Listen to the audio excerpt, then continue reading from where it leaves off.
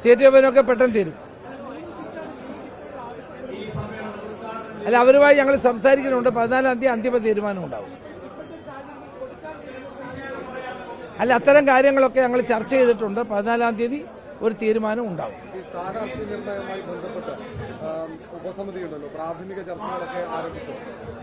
അല്ല, എല്ലാം 14-ാം തീയതിക്ക് ശേഷം ഞങ്ങളുടെ UDF-ന്റെ സീറ്റ് വിഭജനം പൂർത്തിയാകുന്നതോടെ കോൺഗ്രസിന്റെ സ്ഥാനാർത്ഥി നിർണയം അതോടൊപ്പം ആരംഭിക്കും. ഈ സ്ഥാനാർത്ഥികളുമായി ബന്ധപ്പെട്ടും ഈ തെരഞ്ഞെടുപ്പുമായി ബന്ധപ്പെട്ടും തെരഞ്ഞെടുപ്പ് സമിതി അംഗങ്ങൾക്കൊക്കെ ഹൈക്കമാൻഡിനും KPCക്കും ഒക്കെ നിർദ്ദേശങ്ങളും അഭിപ്രായങ്ങളും അറിയിക്കാനുള്ള അവസരമുണ്ട്. തീർച്ചയായിട്ടും പറയാനുള്ള എല്ലാ സ്വാതന്ത്ര്യവും പാർട്ടിയിലുണ്ടല്ലോ. അവരുടെ നിർദ്ദേശങ്ങൾ പരിഗണിക്കും. പിന്നെ ശ്രീകുമാരൻ തമ്പിയെ ആക്ഷേപിച്ച നടപടിയിൽ ഞാൻ ശക്തമായ പ്രതിഷേധം രേഖപ്പെടുത്തുകയാണ്. കേരള സാഹിത്യ അക്കാദമി ഇന്ന് എഴുത്തുകാരെയും കവികളെയും ഒക്കെ ആക്ഷേപിക്കുന്ന വേദിയായി മാറിയിരിക്കുകയാണ്. ബാലേന്ദ്രൻ ചുള്ളിക്കാടിനെ ആക്ഷേപിച്ചു. ഇപ്പൊ ശ്രീകുമാരൻ തമ്പി എന്ന കേരളത്തിന് ഏറ്റവും പ്രിയപ്പെട്ട കവിയെ ആക്ഷേപിച്ചു.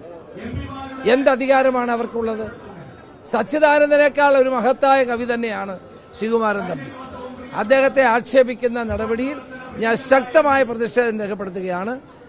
കേരള സാഹിത്യ അക്കാദമി സച്ചിദാനന്ദനും ആക്ഷേപിച്ചാലും കേരളത്തിലെ ജനങ്ങളുടെ മനസ്സിൽ എന്നും നിറഞ്ഞു നിൽക്കുന്ന ഒരു പേരാണ് ശ്രീകുമാരൻ തമ്പിയുടേത്. അദ്ദേഹത്തോട് കാണിച്ച തെറ്റിന് സാംസ്കാരിക വകുപ്പ് മന്ത്രി നടപടിയെടുക്കുകയാണ് വേണ്ടത്. അതിന് അദ്ദേഹം മാപ്പ് പറയുകയാണ് വേണ്ടത്.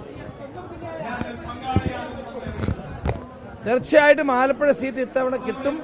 അതിനു വേണ്ടിയിട്ടുള്ള പ്രവർത്തനങ്ങളാണ് ഞങ്ങൾ മുന്നോട്ട് കൊണ്ടുപോകുന്നത്. അത് പാർട്ടി ഹൈക്കമാൻഡ്, അതെന്റെ അഭിപ്രായം ഞാൻ പറഞ്ഞതേ ഉള്ളൂ. ഏതായാലും ഇത്തവണ നല്ല ഭൂരിപക്ഷത്തോടെ ആലപ്പുഴ ജില്ലയിൽ ജയിക്കാൻ കഴിയുമെന്ന വിശ്വാസമാണ്.